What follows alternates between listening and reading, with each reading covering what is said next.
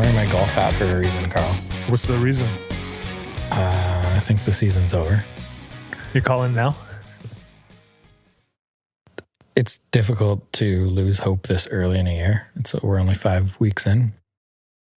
But when you look at what is going wrong with the Seahawks right now, and then you lose one of the best few players in the league for hopefully only 4 weeks, but it probably more like 6 or 7. Yeah.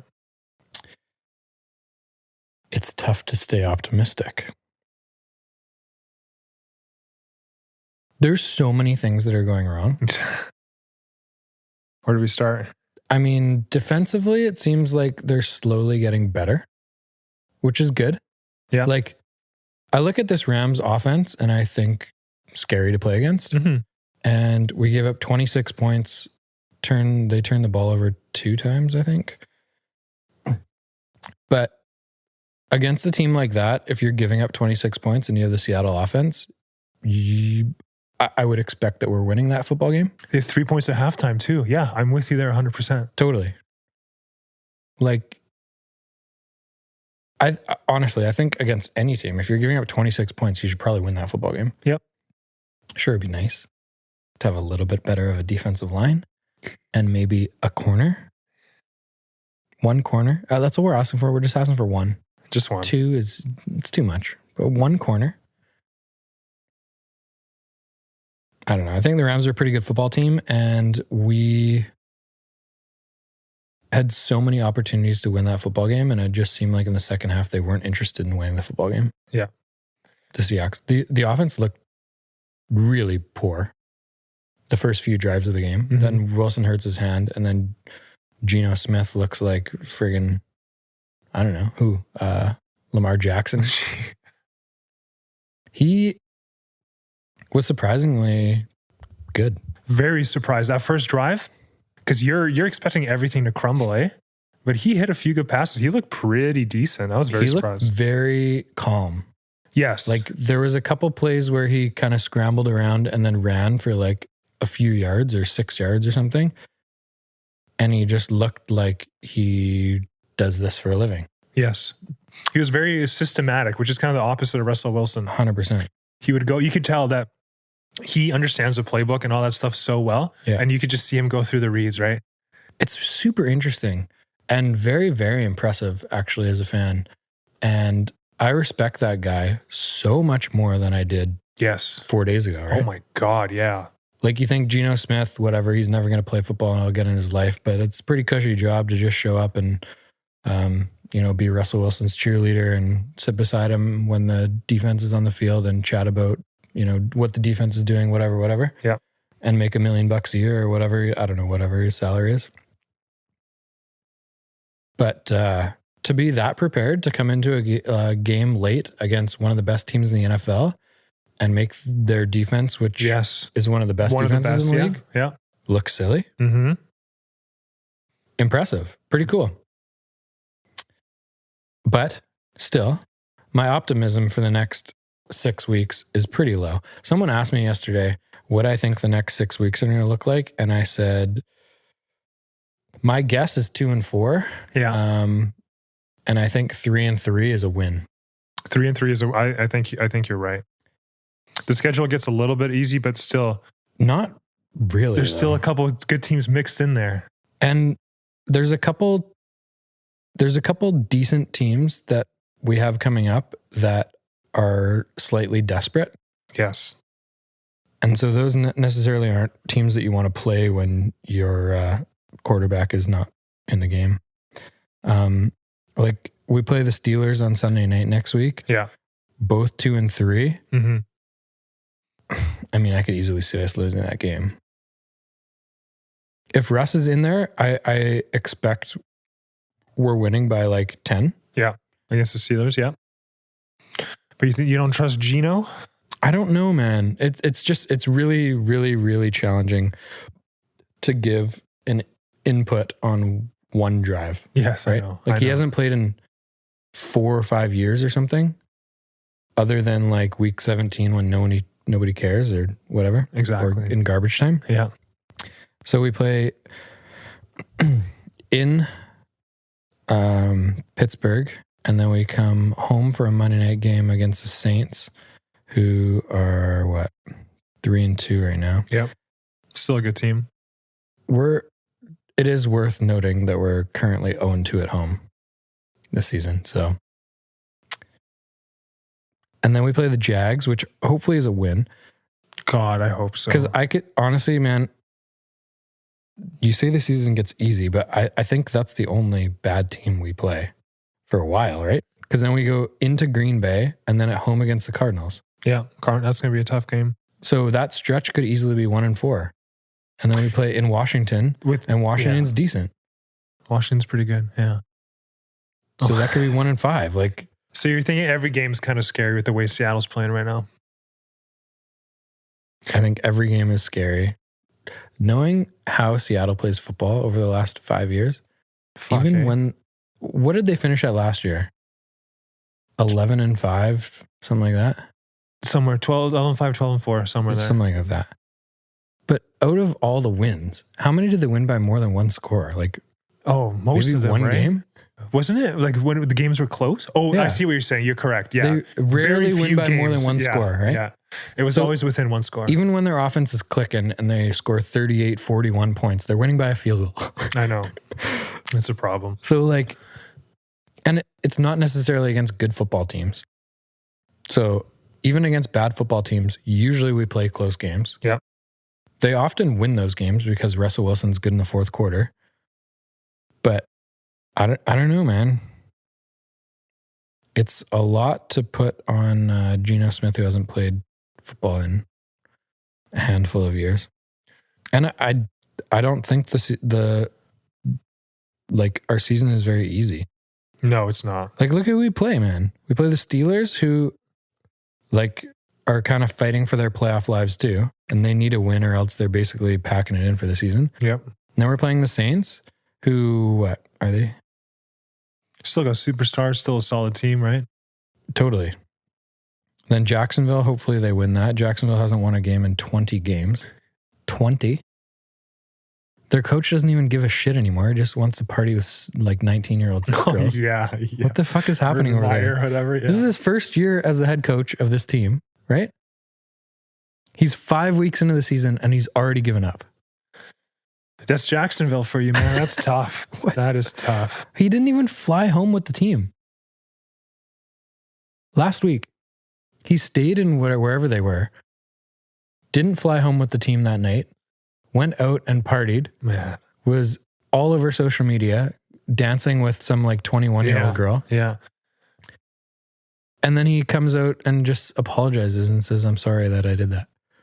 What the hell, man? How do you respect your coach after stuff exactly like that? He's probably lost all the players on the Jaguars, right? Totally. Do you think he lasts the rest of the year, or do you think they're going to find someone new? Man, that is such a shitty franchise. I don't know who would go there. Who wants to go there? No one. Them and the Jets, man, they just kill careers. Would John Gruden go there? That's another tough. We'll get to him. But like, okay, so then we have Packers, Cardinals, Washington, the nameless team. Mm-hmm. And then we play the Niners again in San Fran. Yeah. And then Houston, what is it? Houston's bad. They're really bad? They're bad. They're 1-4. I don't know, man. Yeah, you never know. This could be a really rough year. Assuming the worst. Yes. We're 5 weeks in. We're not going to get Russ back until like week 13 or something. If we're 3-9, 4-8 when he comes back, we're not making the playoffs probably. No. What are the chances that he stays in Seattle next year? Ooh. I think that's the big question for everyone, right? I think if it's hit between him and Pete Carroll, I think Pete Carroll stays over him. Really? Yeah, I think. You don't think they can, Carroll, and just try.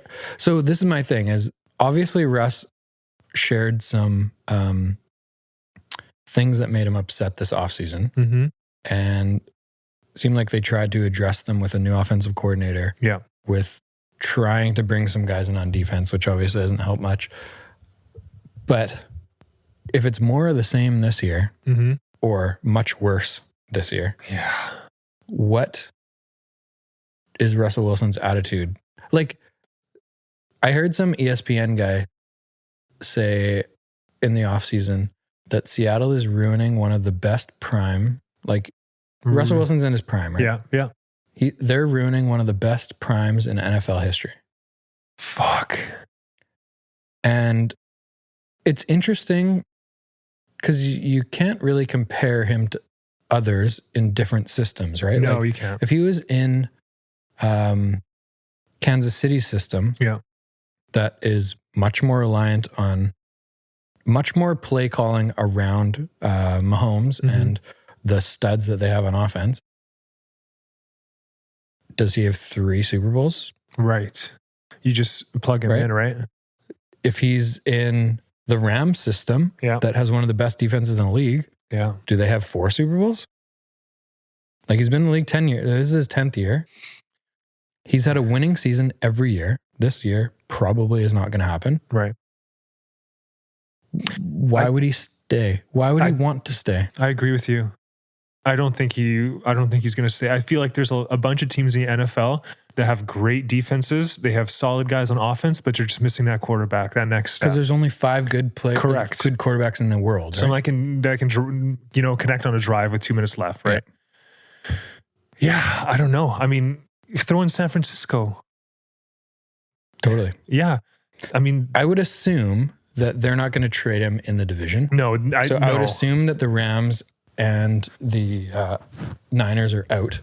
But I look at a team like, Tennessee. That is like someone like call. That. Yeah. Or even someone like Green Bay, who clearly doesn't really want to be associated with Aaron Rodgers anymore. Yeah. Even though, what are they, 4-1 now? Yeah. Nobody wanted to win that football game, by the way. That was really weird. Has that ever happened in the NFL history where 5 field goals have been missed in a row? I don't think so. Insane. I can't remember the last time 3 being missed in a row. But kickers are missing field goals in a lot of games all over the league. There was a lot of games. Week? Yes. Yeah. I know the Baltimore came down to it too, and the Indianapolis guy missed it last second. I can't remember now. There's a few other teams too. I don't know what's going on with kickers. At the end of the 4th quarter. Yeah. I don't know. Okay, let's assume the worst.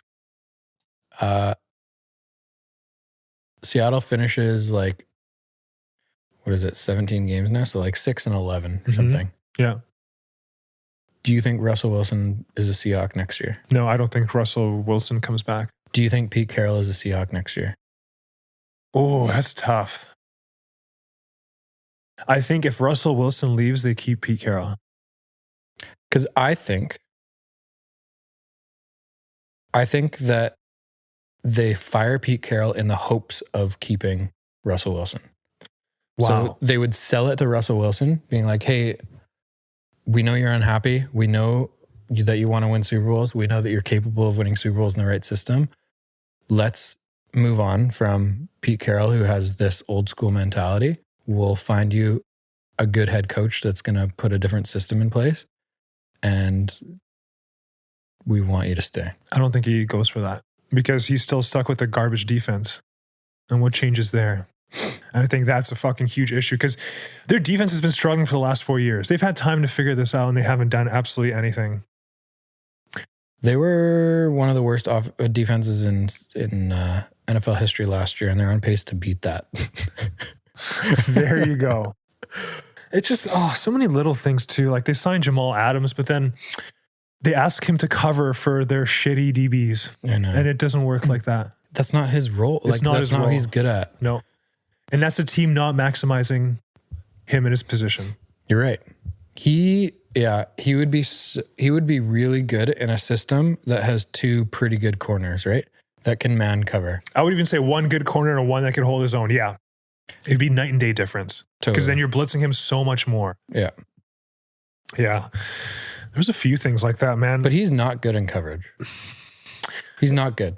There's multiple times in this game that he just like he just doesn't seem like he's in the right position and understanding what the role is there. Like it frustrates me so much watching games where balls are thrown, like underthrown or in positions where DBs can make plays.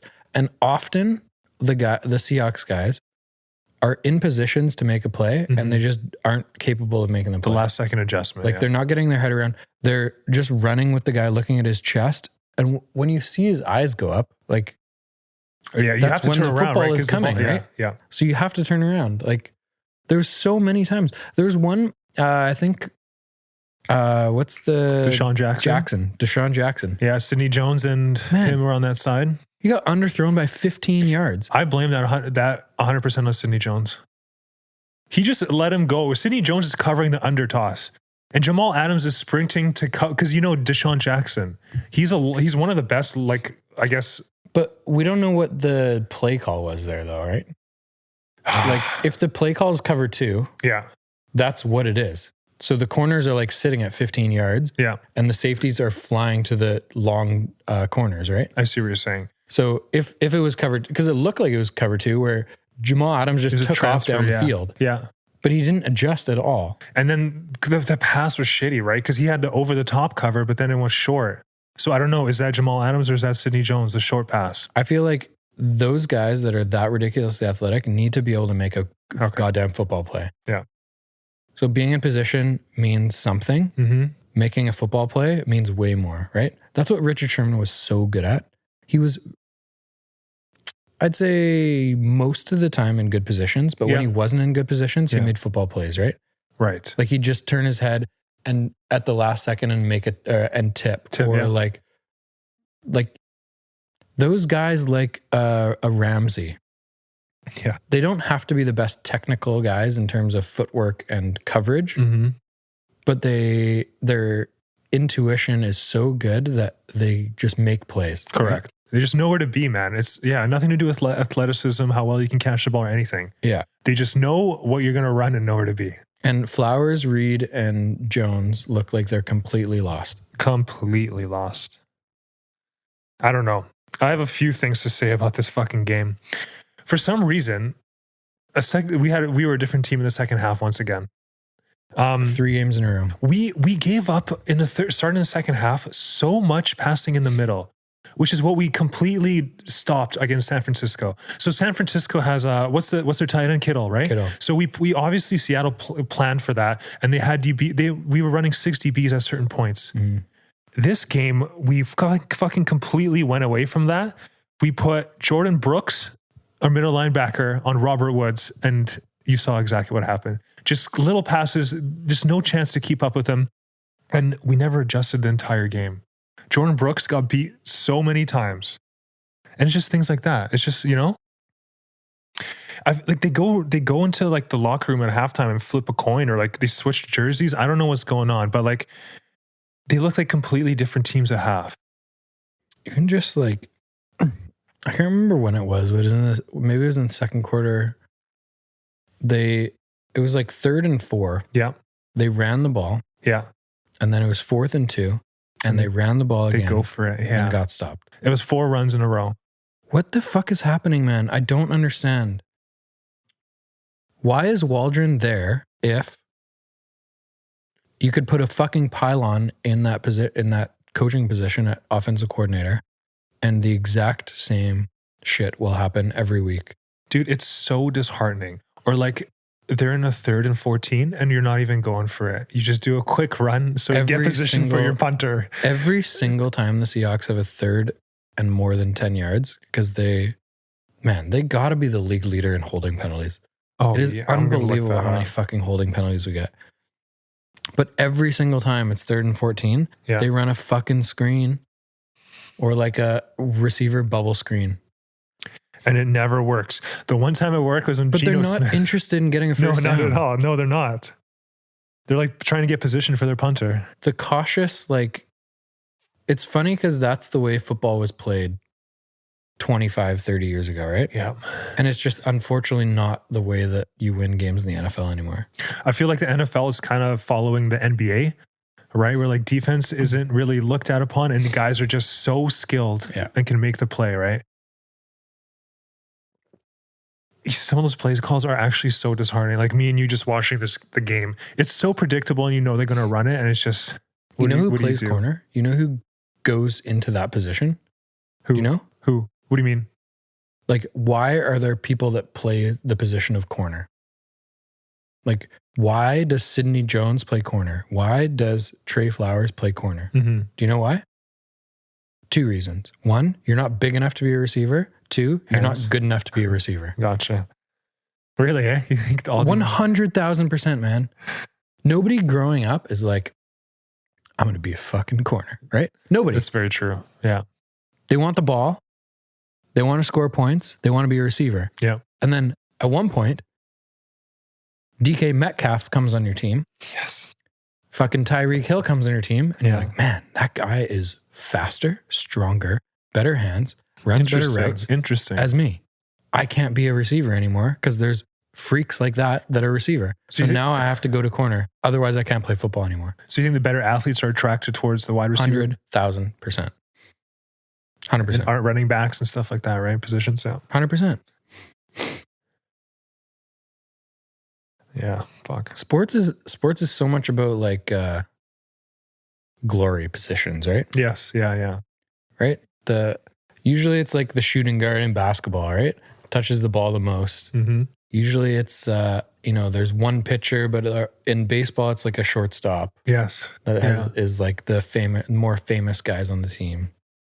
In in hockey, it's usually a center or a winger that scores a lot of the goals, right? Yeah. In football, it's the quarterback and the people that score touchdowns. And the offense, right? Yeah. I mean, like middle linebackers and stuff. If you're not a fan of the Seahawks or any team, like if you're not a fan of the Baltimore Ravens, like could you name one guy on the defensive line? No. I can't. No. Can you name a linebacker? Nope. Can you name a corner? No idea. I can name Lamar Jackson. Yeah.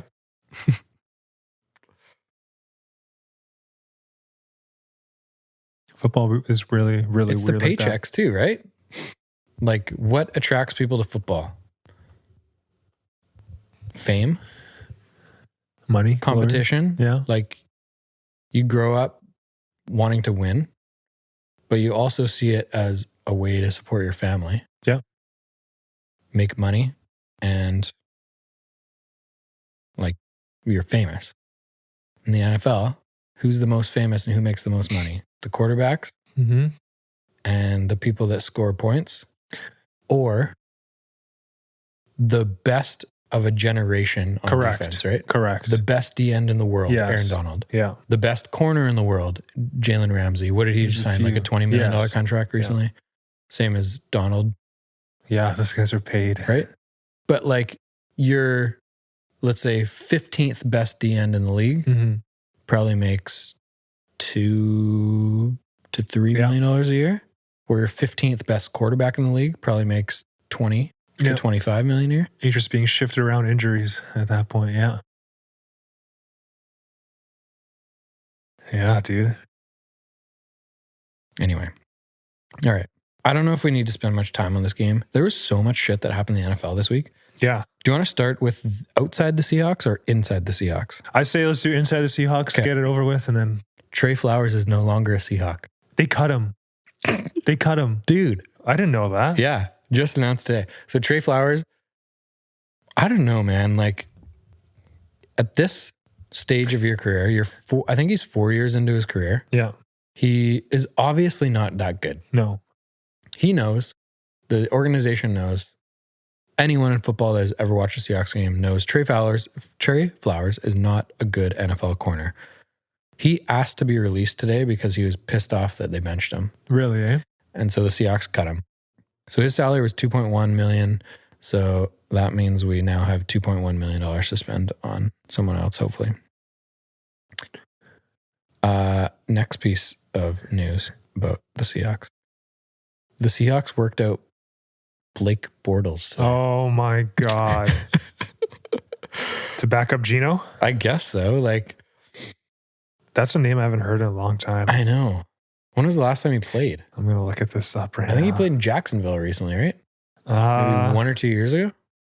Yeah, 2018. He was in 18? Jacksonville. Yeah. So he hasn't played. This will be his 3rd season out. 13 games then.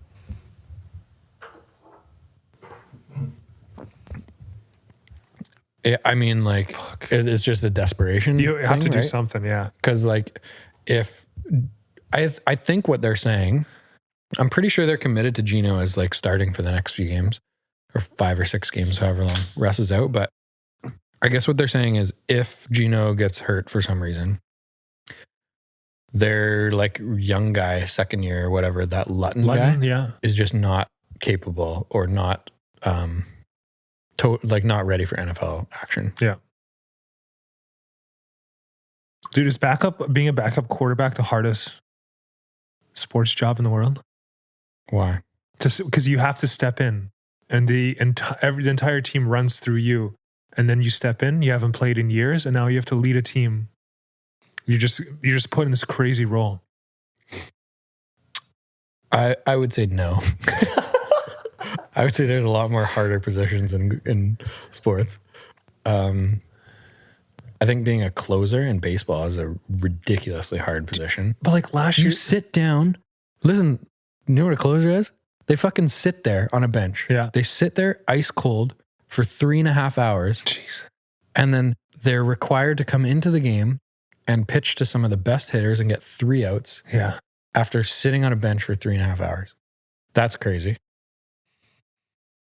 It is crazy. I agree. But I would look at what happened last year. There's a bunch of teams last year that had to put in quarterbacks that had no business playing at all. And the teams completely fell apart. Remember that guy in San Fran? Yes, exactly. It looks like a high school player playing against the NFL. Right? Yeah. I thought it was Mutton. Bryce Mutton or something. Yeah, something like that. But yeah, that's exactly it. And the team just completely falls apart. Can't even run an offense. Can't do anything. And he just looks terrified out there too. So terrified. One more thing I got to say. So you said they're looking at Blake Bortles? Yeah, they worked him out today. I guess that means he just came into camp and I don't know. Have you heard anything about Cam Newton?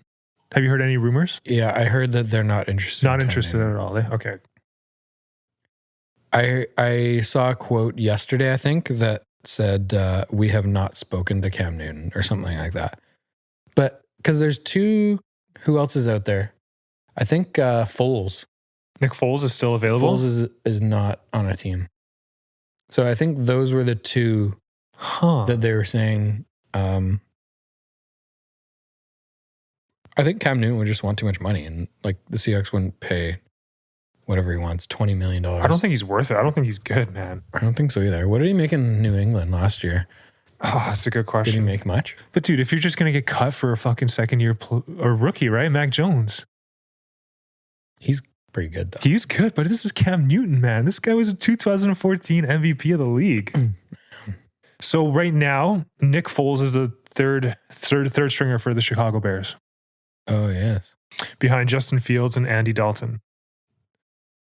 So they could probably get him pretty easily. Interesting. I don't think he's played this year. No. No, right? Dalton started. Yeah. And then Fields, I think, has started the last couple games. So those are 2 big ones out of the Seahawks camp this week. I don't know if I have anything else about the Seahawks. It's depressing to talk about, to be totally honest. All right, let's move on. Like fuck, man. I remember there was a 3rd and 3, and Sidney Jones was playing like 9 yards off the receiver, and they got a ridiculously easy 5-yard slant for a first down. Yeah. And I'm just watching, being like, what's the point? What's the point? Yeah. Why have the defense on there?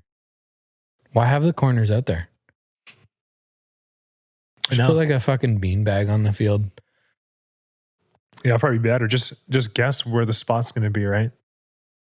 And now fucking no Trey Flowers. We're kind of stuck with Sidney Jones. I mean, he's not worse than Trey Flowers. Oh, man. He's bad. I saw some other thing today on Instagram that said the Seahawks are one of 6 teams that are actively looking for a corner. 1 of 6, eh? 1 of 6. I guess because the trade deadline, I think this is November 2nd. Okay. So they're this reporter guy was saying the Seahawks are actively looking for a corner. And in my head, I'm thinking, yeah, no fucking shit, man. Yeah. Please. It's funny because if you sub in like, say one, I don't know, maybe the position is more important than we think. Because if you sub in one good corner and one decent corner, Yeah. the defense probably looks very different. Oh my God. Yeah. Because I don't think the linebackers are bad. I don't think they're bad. No. I don't think the D line is bad in terms of stats, like how many sacks and pressures they've got this year. Yeah. I don't think it's bad. Maybe like middle of the road in the NFL. But the corners have to be the worst combination in NFL history. Like, this is bad. Is there even a stat to check who like a team would have worse corners? Like, what do you even look for? I just like imagine Googling that.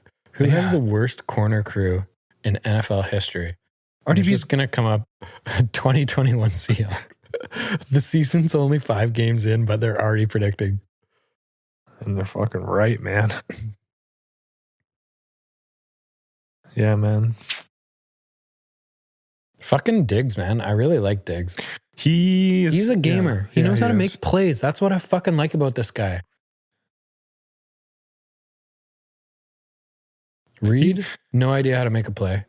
Sidney Jones hasn't shown that he can make a play. Mm-hmm. Jamal Adams in coverage, not great at making football plays. I thought Quandre Diggs makes football plays. He does. He makes the reads. He looks at quarterback's eyes. The one thing too that bothered me was Ryan Neal did not get much burn against. I know, and he was really good last week. Yeah, San Francisco, he fucking made so many great plays. So where did they put him in though? Because he only plays in the nickel package. Yeah, when they have 5 DBs. 5 DBs, yeah. That's a tough position to be in. He did. He looked. And he barely got any play last game. Do you put him at corner? Fuck. Like, at this point, maybe. Take Reed out. Yeah. Why not? It can't get worse. I know. What's the harm? It actually can't get worse. Put fucking Tyler Lockett at corner. Like, play both, yeah. And return kicks too. Put DJ Dallas at corner. DJ Dallas got way more touches in the second half than Collins, it looked like last week. Yeah, and this comes back to like, what the fuck are the head coaches and all of them doing? Are they playing favorites? Do they just have no idea what's going on? Alex Collins was playing well, man. Pete Carroll's always been like that, man. He has his guys. He has his young guys that he just puts way too much time and energy into, like Trey Flowers. They spent 4 years on the guy who's incapable of being in the position that they want him to be in. Yeah. There's been a few guys like that. And for some reason, he loves DJ Dallas. I'm not saying DJ Dallas is a bad player. I think he has some... I think he has some upside potential as a second guy. Mm-hmm. He's never, ever going to be a lead back. He's too small. Yeah. Right? He's 5'9", 185 pounds. Like, maybe not even. Little guy, maybe man. 175. Like, he's small.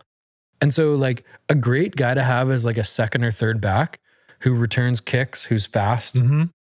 who can, like, give guys breathers and carry the ball 4 times a game, 5 times a game, whatever. Yeah, yeah. But he's not a guy that should get 15 carries a game. No, that's too much. Yet, anyway. Like, he's still young. This is his first year? Second year? I think he was there last year. I want to say it's his second year, at least. Maybe even second year then. But like our running game has struggled really, really badly. And then what's his face? Chris Carson's hurt. Yeah, DJ Dallas had four carries for 7 yards. Not very good. The offense is just too predictable, man. Yeah. Everything that happens is so predictable. Fucking play calling, such bullshit too. Yeah. It's so boring. All right. It's so boring. Give me some fucking excitement, Waldron. Okay, outside. Outside, yeah. Let's fucking get out of here.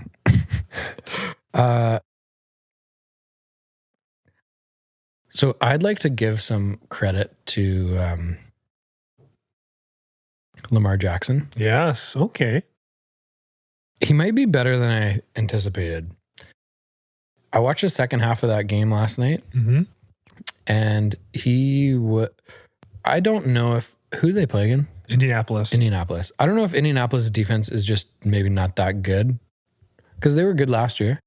They're supposed to be pretty decent. Are they 2-3 now? Yeah. They started top 5 beginning of the year. What does that mean? Like the defense projection? ranked. Yeah.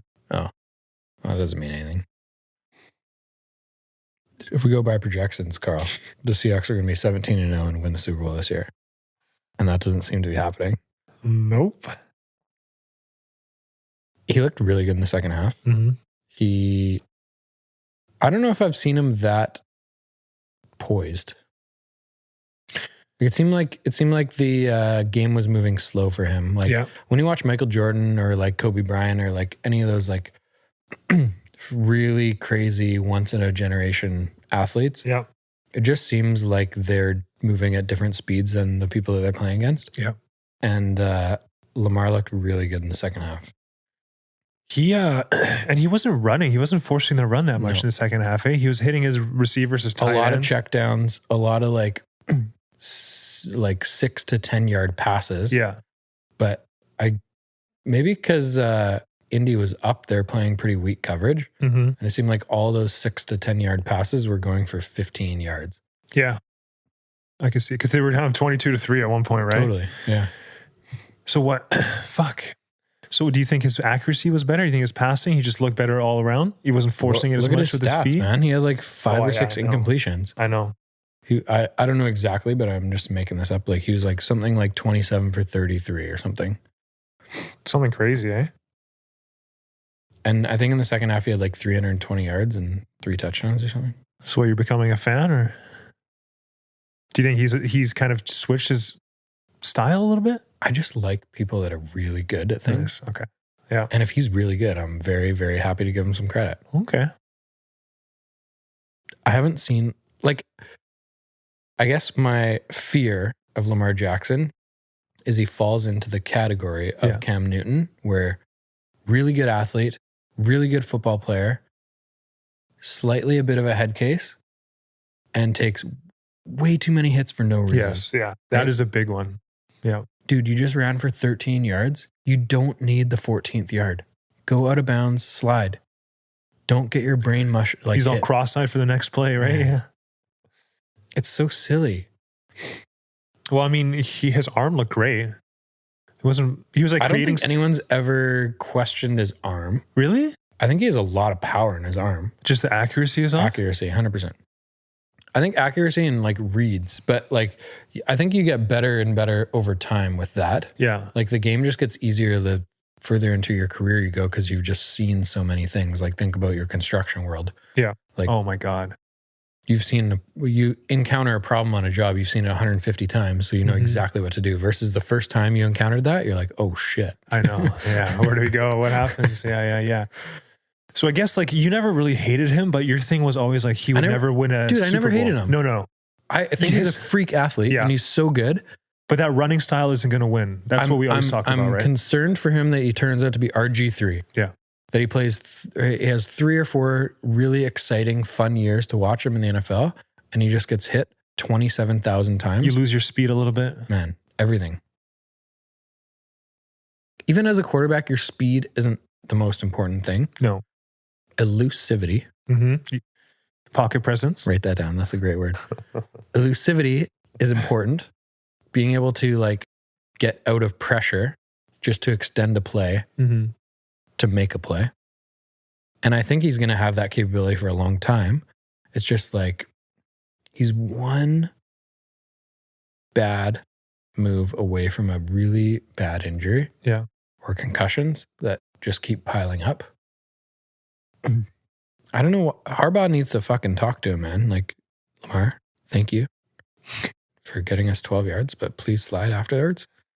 You see that guy on the other end that's running after you? Yeah. Guest coach. He's 320 pounds and he wants to take your head off of your body. If you slide, he's not allowed to touch you. Yeah. And if he does touch you, we get an extra 15 yards versus you trying to get an extra 2. Do you think this is going to be a little bit of a turning point? Do we start seeing more throwing numbers, less running for Lamar? Yeah. Or do you think he'll just take whatever the defense gives him? I'm not sold on Lamar yet. Okay. Carl? I'm sold on quarterbacks. I think I'm hard on quarterbacks. Yeah. You think That's so understandable. Too? You think I'm hard on them? Yeah. I think you're very hard. If it ain't Russell Wilson, he's shit. I started the year saying Russell Wilson's the second or third best quarterback in the league. Yeah. Who's number Patrick one? Mahomes is number one. Yeah. Do you think he's still number one right now? Off to a poor start. Yeah. I think he's still number one. I think if you draft the NFL right now, you're taking Patrick Mahomes number one. Yeah. I don't know who's the other consideration. Josh Allen? No quarterback. Get the fuck out of here, man. Not no yet? quarterback is even close to Patrick Mahomes right now if you're drafting a full team in the NFL starting today. Not even close. No quarterback. I think the other consideration is a defensive lineman like Aaron Donald. Uh-huh. Fuck you, man. Josh Allen? Come on. Dude, you never know, man. He's a top 5 quarterback in the NFL. Oh, yeah, dude. Who's better than him? Patrick Mahomes, Aaron Rodgers, and Russell Wilson in not a shit system. That's the thing. Yeah, give Josh Allen the best fucking tight end and wide receiver in the league. Maybe it's a different story. Like the Chiefs. Kelsey and what's his face? I don't know. You think, would you take, man, Patrick Mahomes, like his ability to make plays, his arm strength, his like intelligence, and his athleticism? I don't think anyone's close to that, man. No. And because he's a Super Bowl champion right now? No, I don't think so. I just brought up a list and the top 4 guys were exactly who we called. Patrick Mahomes, Aaron Rodgers, Russell Wilson, Josh Allen. In terms of what? NFL power rankings, QB guys right now. Oh. Some general is that thing. going on like real stats from this year, or that's just someone's feeling? I think it's more of a feeling piece. Okay. NBC Sports. Because that's what, like, all of my things are just about feelings. Because I think they said who has the best QB rating in the... Isn't Russell Wilson right now? No, maybe Allen. I think Russell Wilson was number 1 in passer rating going into the week. Yeah. Whoa, that's a different thing. Go passer rating. I don't... QB rating is a different thing. Yeah. Passer rating is the one that's like out of 152 or something. So QB rating, he is number 1, but passer rating, Russell Wilson. He is still? Yeah. Yeah, what's the difference between the two numbers? I don't know. I mean, like, there's some crazy algorithm about like yards and completions versus how many pass attempts and touchdowns and interceptions subtract scores and whatever. I don't know. I can't find the passing leader. I thought it was called QBR is the other one that's like a good QBR is like 85 or something. Whereas a good passer rating is like 125, 130. 125, yeah. QBR. I don't know. Nothing's coming up right now. Oh, okay, whatever. Can't find shit.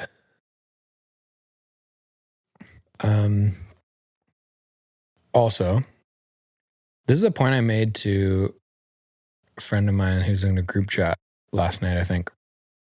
It doesn't seem like anyone in the NFL wants to be a good team. So, yeah, the Cardinals are 5-0. I don't think they're as good as 5-0. No, I don't think they're that good No. yet. I don't think they're Super Bowl contenders. I think in the NFC Championship, if it gets there, the Rams are beating the Cardinals. That's what I think. I also think the Dallas Cowboys are pretty good. I also think Green Bay is probably better than people think they are. They're 4-1, I think. Yeah. Yeah. Aaron Rodgers is so good. So he wants to play there now? But nobody wants to fucking win. Like, nobody cares. What's happening this season? The Chiefs are 2-3. Yeah. It's fucking all over the place. Lots of random teams are losing. There's so many games. There's so many weeks that are like, well, the Seahawks beat the Colts, but the Colts beat the Rams, but the Rams beat the fucking whoever. The Colts are 1-4 right now. I mean, I know.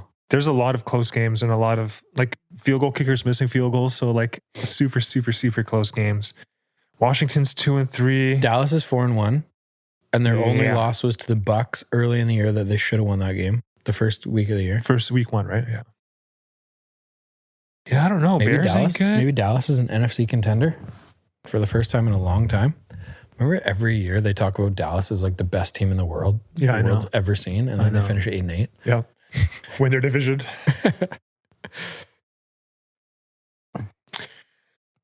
Do we even touch on Gruden?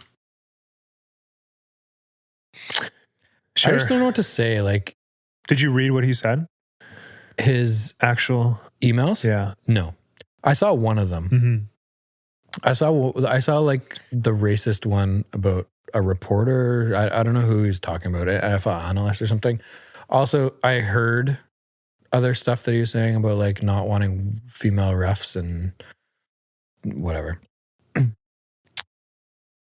It's hard for me to understand that a guy in that position is that stupid. I know. Like, it wasn't one email. It wasn't like a bad night that he had too many beers with his buddies and he was pissed off about a loss and he said something stupid in an email. It was like over a decade. I know. Back and forth. What the hell? He was man? a color commentary guy for ESPN at that point when he was doing it. I know. Man, and like... And he, it sucks. As a football fan, it sucks because he was a really good commentator. Yeah. So as soon as, like, I heard he got fired or like resigned, but basically got fired last night. It's like, oh, maybe he'll come back to commentating. But then, like, hearing a little bit more throughout the day today, it was like during his commentating days. Yeah. That it probably won't happen No, anymore. I don't think so. Unfortunately, I think that's it for him. I don't understand. And I heard, I don't know if I was listening to a podcast or some like Instagram thing today, but someone was saying there's just a weird generational gap between like that age of people. I don't know how old he is. Yeah. 57. But he's up there. Yeah. Something Boomer like late for sure. 50s, 60s, something, early 60s. I don't know. But there's just a different gap where people our age understand. First of all, I think people our generation are a lot more open-minded in general and just like don't care. Yeah. Like, I don't really care what color your skin is, nor do I care who you like to have sex with. Are you a nice person and do you work hard? That's what I kind of care about. Yeah. And it seems like there's so many underlying things that old people are just, we're kind of born and bred to think. They just can't let it go. They can't let it go. No matter what, man. It's so crazy. But are these people pieces of shit, or is it just the way they've been brought up? Was it their culture and they've just always been talking like this with all their friends? Because you have to be comfortable using these words to use them in an email like that, right? Yeah. It's bad. This is like, listen, like me and you would never talk to each other, like send stuff ever, man. And this guy's an ESPN, like main huge dude. Most of those words I wouldn't even say. It's unbelievable. Yeah. Right? No, I agree. And he was like calling not out, having beers with my friends, not on a podcast, not in an email. No. Nor would they even cross my mind to use in a sentence, right? Correct. Ever. Man, I don't get it. And you see this shit all the time. It's like they don't think that anyone's ever, it's not trackable or just the emails disappear or something, but like it's easy to find, man. It's so easy. I look at the bottom of my Gmail email. Yeah. Every like 3 years, it tells me I have to pay more money to them to add more space to my email. And I look at the bottom and there's like 57,000 emails. Total. Yeah. Since I've been using this, like, I got to look at mine. Yeah. It's something like that. It says at the bottom. That's a healthy number. I think it says in your storage or something. In my Gmail, I'm using 89.17 gigabytes of emails. Wow. No, it's a lot. Wow.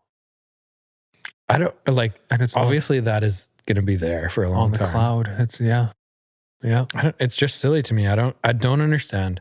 I don't understand how people can be that dumb in higher, like,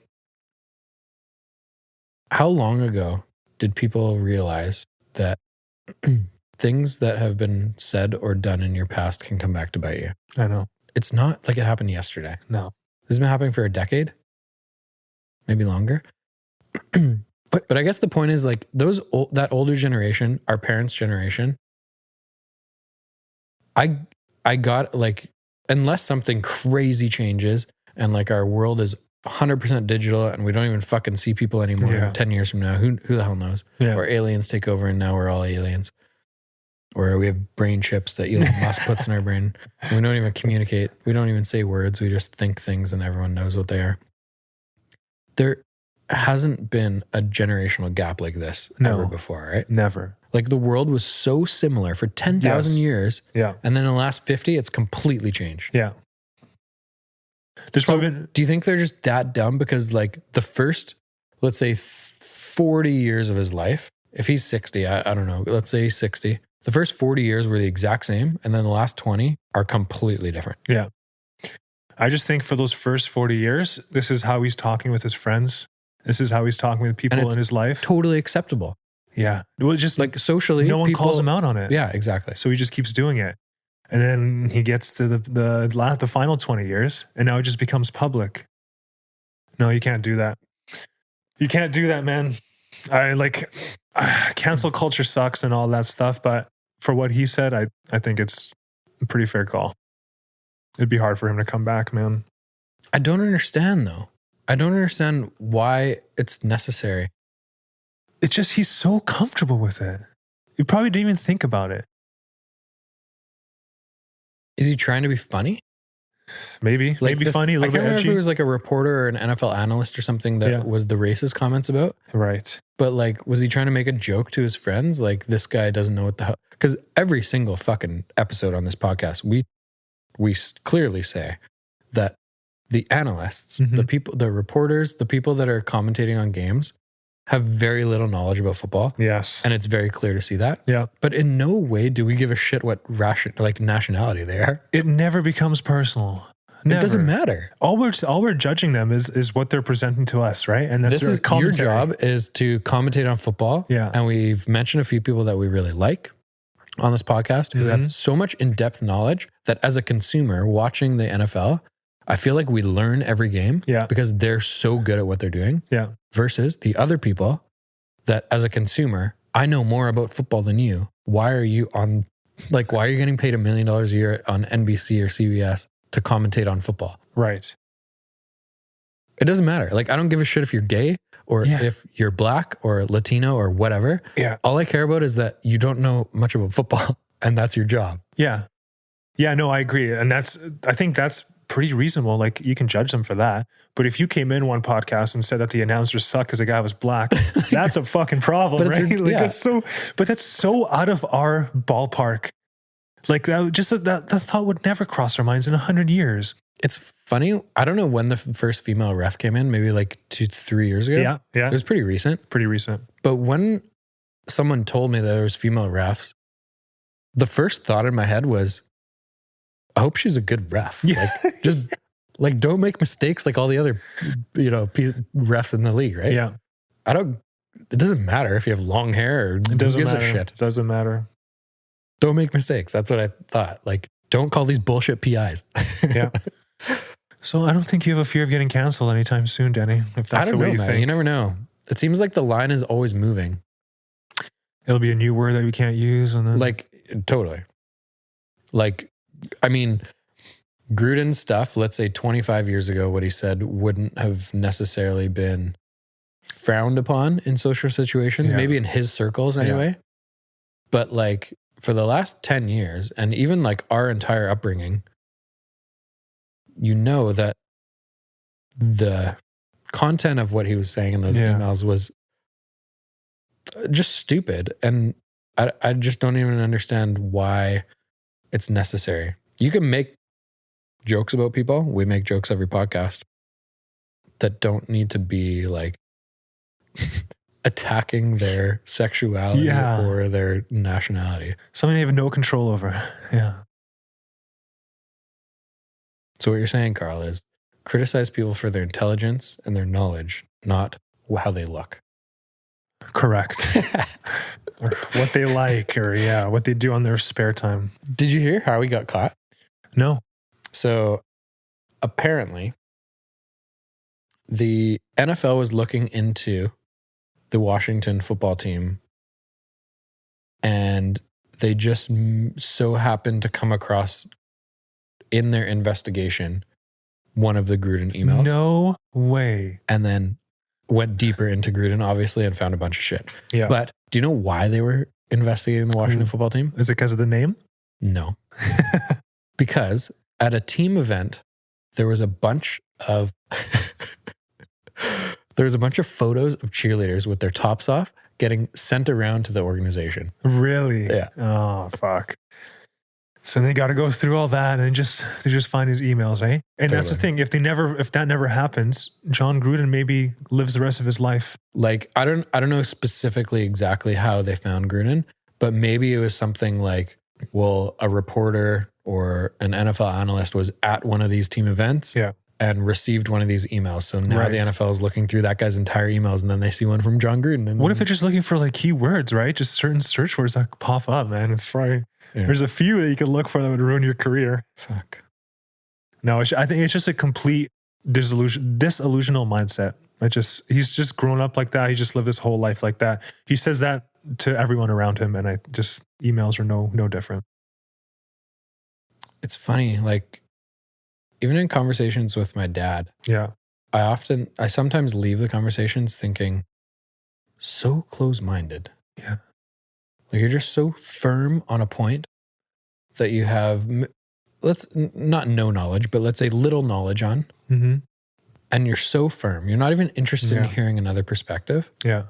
And I don't know why a bunch of people in that generation that were born in like the 40s, 50s, 60s, that's how they think. Yeah. Oh yeah. I see that shit all the time. In construction, man, you get the old guys who are just set in their ways and just their thing, whatever they do is right, and that's it. There's a more efficient, cheaper way to do this. Not interested. Dude, we have the internet. We have so much resources to do it better than you. But you think like, yeah, whatever, man. The closed-mindedness is crazy. You're so sure of yourself. They don't really know how the internet works or how to like check stuff or research anything, right? But they're so sure. I'm not sure about anything. No, me neither. So like, this life philosophy. One of them is we all don't know what the hell we're doing. We're trying to figure it out. Yeah. And so what that means to me is like, do the extra work to make sure. Because I've seen so many mistakes. Yeah. But like with me, man, like if someone has a better way of doing it, teach me, please. 100%. Why the fuck wouldn't I want to know this? But then there's guys who just fight and keep their own old ass ways that they've been doing for the last 30 years. Even though technology is different now, it doesn't matter. Yeah. And I was going to say to your whole internet thing, like for over the last 10 years, there's been more development in technology than all of human history combined before then, And I just think for us to keep up with it, we can't be closed-minded. It almost seems like it's exponential. Like every year. Science discovers science, right? Technology discovers technology. Yeah. Totally. Are we all going to be cyborgs one day? I fucking hope so. I hope I just get to keep my head, man. We'll go hiking and I'll just be jumping. We'll just be 15 minutes up a mountain, dude. Just be... Yeah, I don't know. There has to be a balance, though. It seems... The world is strange right now. Yeah. And it seems exponentially strange compared to like 3 years ago. Dude, 4 years ago, the worst thing was like when Barack Obama wore that tan suit. People were crazy about that. Yeah, man. And now we get Donald Trump and all this like Joe Biden's dying on fucking TV. Like, oh my God, man. That has to be one of the most entertaining things. Like, if anyone doesn't believe in simulation theory, you need to listen to some Joe Biden interviews and put together a rational thought about how this man could possibly be the most powerful person in the world. How? He's incompetent. He can't form a sentence. They're like cutting interviews for him because he can't like talk. Yeah, I think he's just a dummy, man. It's unbelievable. People are just running the world through him. He's not really doing anything. But yeah, the last 45 years, the world has changed so much. It's crazy. I like our position. I've said this before, but I like that we kind of saw the world as teens, like pre-internet, like social media. And then now we are able to understand both sides a little bit versus our parents who are just so engulfed in no such thing as internet, and then the world completely changes and they're unwilling to change. Yeah. And also the like, let's say 15 to 23-year-olds that all they've ever known is social media. Yeah. Sit in front of the computer, wasting time, right? Yeah. It is so crazy, man, that like a lot of people revolve their life around social media. Yeah. Like they wake up and they're like, okay, I need to do this shoot today. And I'm going to use all my things I bought on Amazon and my lights and all this crap and put on a bikini and go by the pool and take a photo. I'm going to post that. It's going to get 15,000 likes and I'm going to make $2,000 from this bikini sponsor. Like it just seems strange. You're not going to be a well-rounded person. Not going to be well-rounded. And those things have a pretty finite lifespan. Yeah. Right. It's like an athlete, right? Yeah. You can make a lot of money quickly. Yeah. But then you turn 35. Yeah. You're like, holy shit, I got 60 years left. What the fuck am I going to do? I know I can't play baseball anymore because there's kids that are 21 that are much better than me. And no one wants to see you in your bikini anymore because there's younger people coming up, new people. Yeah. It was a weird world. The only thing we're sure about in 2021 is that the Seahawks are 2-3. A rough season. And the next 6 weeks without Russell Wilson could be a complete adventure. Good news is we got a couple primetime games, so we're going to be broadcasted to the whole world that this team is not great. We should make a prediction and get out of here, Carl. So let's do it.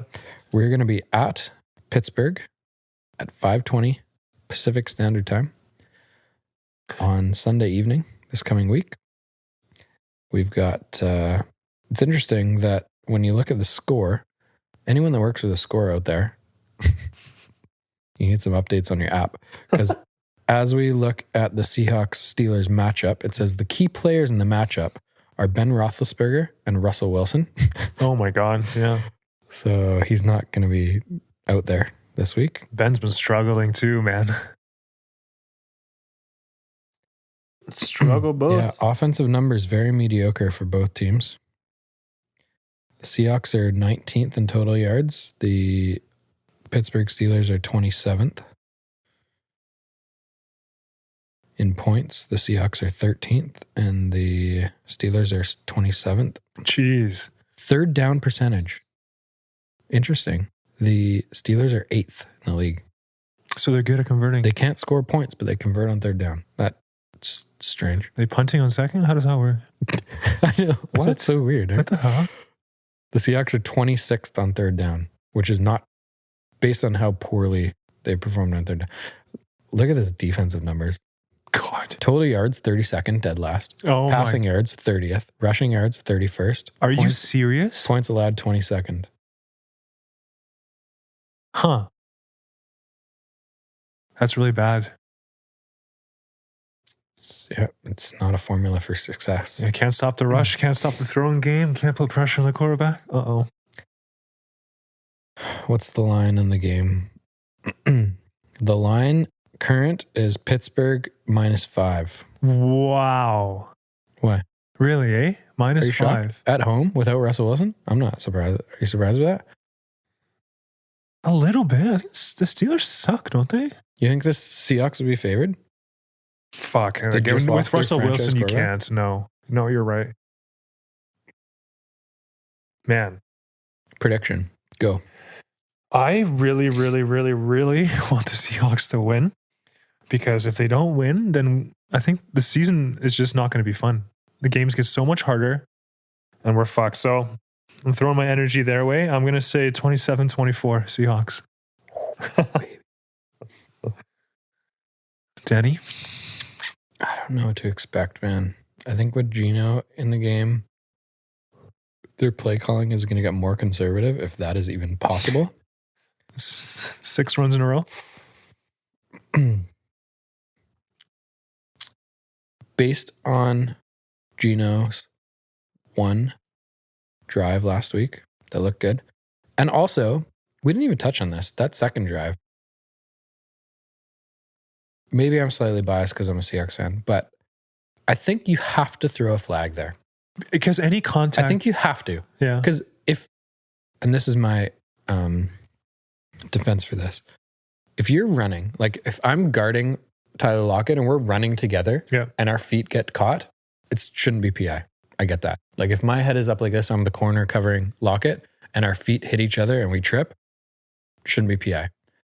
If you're crossing me, I'm Tyler Lockett, I'm running a whatever it was, deep post or corner to the right side of the field, and another DB from the other side of the field is crossing me and hits my legs, that has to be a penalty every single time. Yeah. It has to. Because you completely take him out of the play.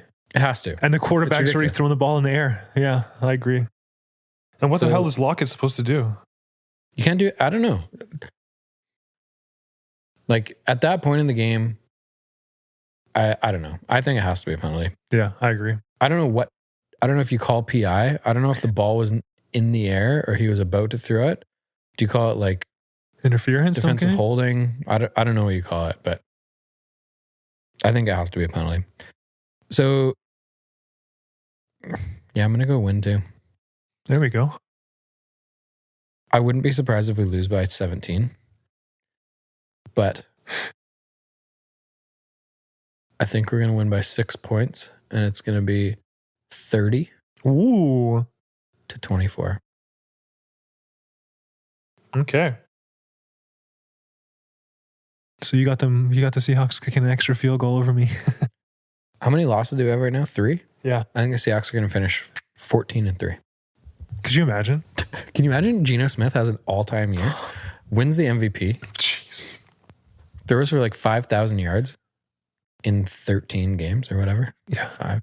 12 games. And then we cut Russell Wilson. Back, gets traded for Aaron Donald. Donald. Entire defense, yeah. We pick up a D-end.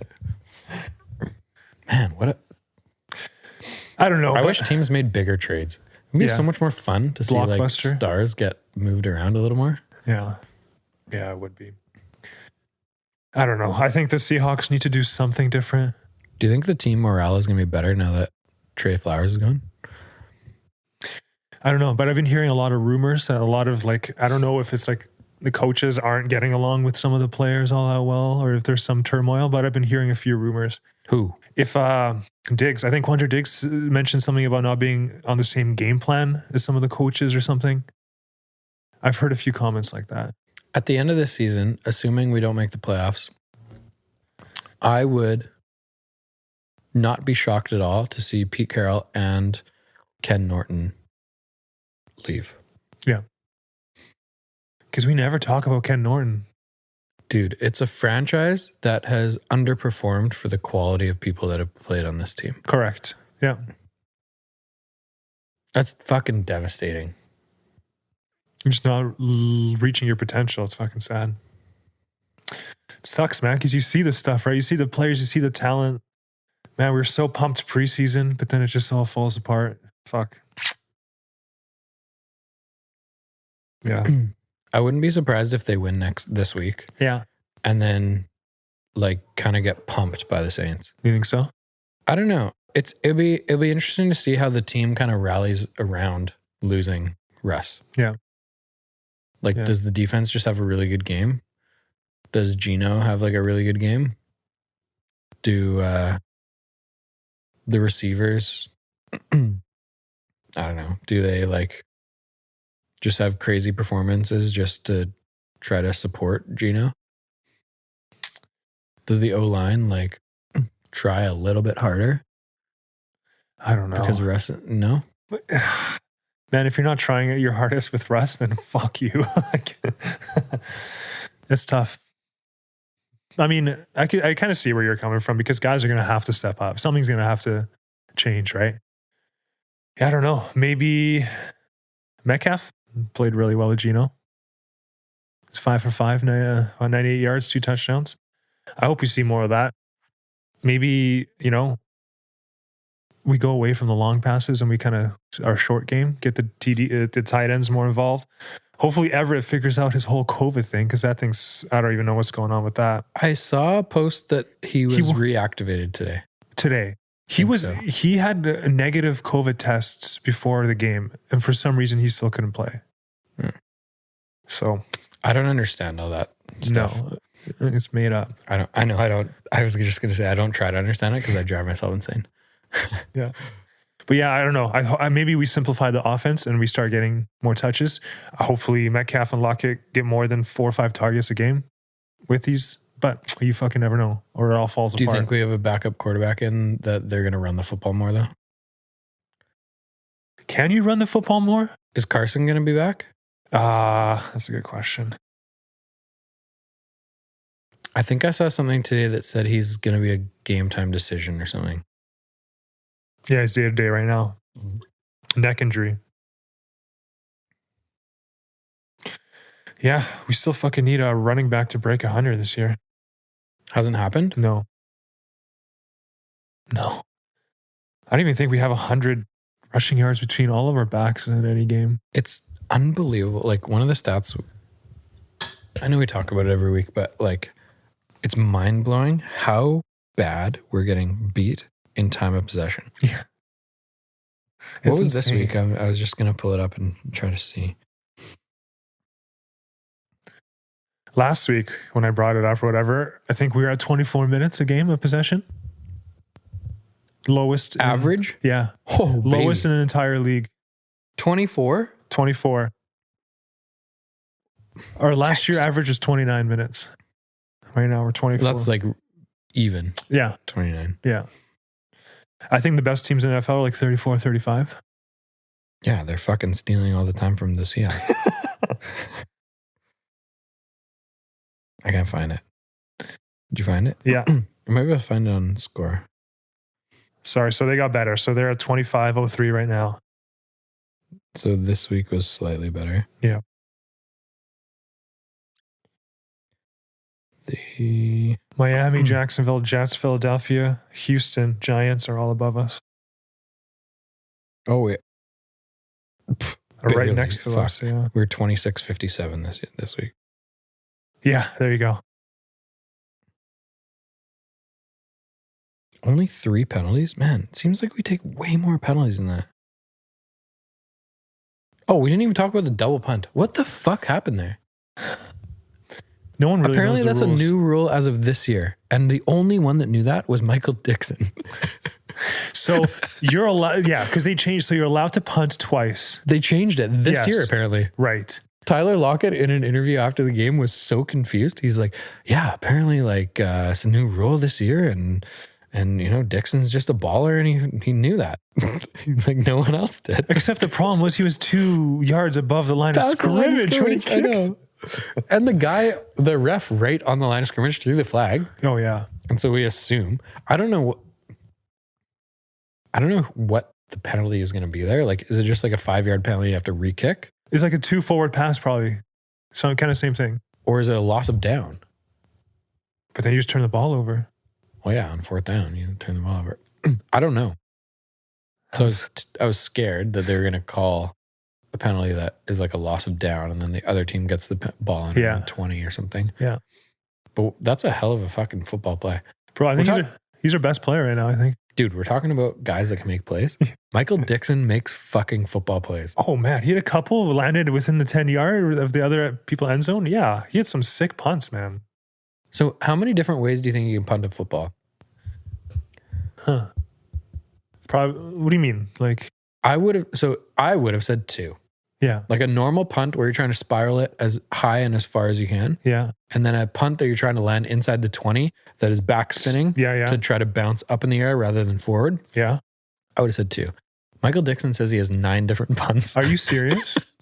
Is he serious though? That's what he says. I don't know. What the fuck are these punts? He grew up playing Aussie rules football in Australia. Maybe they just punt the ball differently. I don't know. Just kick it back and forth. That guy's a baller. Baller, yeah. Right now, best 3 players on our team, Michael Dickson, Quandre Diggs, Yeah. and, well, Bobby Wagner is like the league leader in tackles, so maybe you have to put him in that category. So consistent. Always, yeah. So good. Well, it's kind of scary when our punter's our best player. Should we trade him? Like, try to get something? Because DB for a unfortunately, punter? the punter can only affect the game so much. Yeah. and that is very little. I'm sure Sidney Jones can kick a punt. Field possession means something. Yeah, I mean, exactly. Like, let's say his average is 53 yards a punt, which is ridiculous. Yeah. But like, we could probably find 25 guys tomorrow that can average 45. Oh, yeah. Yeah. But we can't find that DB. No. Because no one wants to be a DB, Carl. We started with the podcast like this. We're ending with it. They're just shitty receivers. Prove me wrong. Maybe Jalen Ramsey is like a unique cat. He's different. Richard Sherman in his prime. Lights out. Well, they could have been the greatest receivers ever if they had hands or something, right? Maybe just missing a little something. Yeah, I don't know. I don't know how you get hoaxed into playing defense. But it's, like mentally, it's such a different mindset, right? Oh, it's so different. Offense, you're just running your route, trying to get open. Defense, it's just all reads. Anticipating 100%. Picking up patterns, noticing things. Yeah. And be a detective. All right. Well, ladies and gentlemen, it's a bit of a somber attitude coming into week 6. Seahawks are 2-3. Russ is out probably 6 weeks-ish. He had surgery. I talked to my friend Mike Bell. Mike Bell's dad is an orthopedic surgeon. And Mike Bell's dad apparently tore that exact ligament in the right middle finger. I don't know if it was the same finger, but in one of his fingers that helps your hand bend. So I asked him about it. He said his dad had to have his finger in a splint that couldn't move for 4 weeks. Jesus. And then after 4 weeks, like you literally cannot move your finger. It has to be perfectly straight. Yeah. For 4 weeks. After 4 weeks, there was like some rehab and stuff to like start bending it again. But apparently the ligament that he tore affects this like joint at the top. Yeah. And so that's why it looked like he dislocated it. Oh, I see. Because this ligament kind of holds it in place. And because it looked like it was kind of sideways. Right. Yeah. So I thought immediately that he dislocated it. But Mike said, no, this ligament tore. And so you just don't have control over this anymore. So it was just kind of like drooping. So does it tear and just like bunch up at the bottom of your finger? I know Achilles tendons do that. And like your triceps. Yeah, I've heard stories. I'm not sure. But it sounded like the surgery puts the tendon back in place, like stitches it together, and then a plate goes, or a screw or something goes into your finger to hold it there. That's crazy. I don't know. Sounds like 4 weeks is pretty quick for that. Very quick, yeah. Because the Seahawks camp was announced, like talking about him being back for what, week 10 or 11? That's what they're saying, 10, yeah. So he's only going to miss 4 games? I don't know. I doubt that, but my prediction is he's back week 12. Week 12, eh? I think he's going to miss, what is that, 6 games. Fuck. How are the Seahawks going to do during that 6-game stretch? I know. That's lots the thing. Of question marks, yeah. If your team going into week 12 is 4-7. I know. Who cares if he comes back? Right? Well, that's the thing is like you don't rush him back. Yeah, right? exactly. So it might take longer than that to come back. No, that's so tough. Football, Carl, it's a hell of a drug. It is, yeah. Obsessed. 100% injury rate. Man. Sunday night and Monday Night Football are so fun. Even if shit teams are playing, not shit teams, but I definitely don't like watching Jacksonville and fucking, I don't know, who else sucks? Houston. But yeah, like you said, like even some of the shadier teams are like pretty good. There's a lot of like 1-3 teams that are challenging the 4-1 teams, right? So lots of good games this year, man. There's been a lot. That Baltimore game was a prime example, right? Yeah. That was a fun game to watch. And the Colts aren't that good, but it was just fun. It was a great game, man. Got up to a lead early. Poor Carson Wentz, and then just missed the field goal. He's such a prime example of just like a guy that is an okay quarterback, but is just not near a top 5 quarterback. No. Probably never will be. No. it's a different thing, man. It's like we're watching playoff baseball right now. It's like a decent pitcher is not a Cy Young candidate ever. Like those top guys, they'll pitch until they're 40. Yeah. Just because their stuff is so good. Yeah.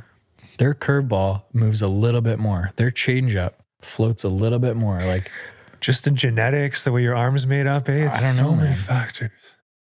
There's so many guys. And like a guy like Kershaw, I don't know if you watch baseball much, but a guy like Kershaw, just in the playoffs, he's just fucking better. He just lights out. He just has his best stuff in the playoffs. Same as basketball, same as anywhere with anything, right? The best players, they don't need to have a good night, but in the fourth quarter, you show up, yeah. I love sports. Perfect. Well, go Hawks, everybody. We hope you have more faith than we do.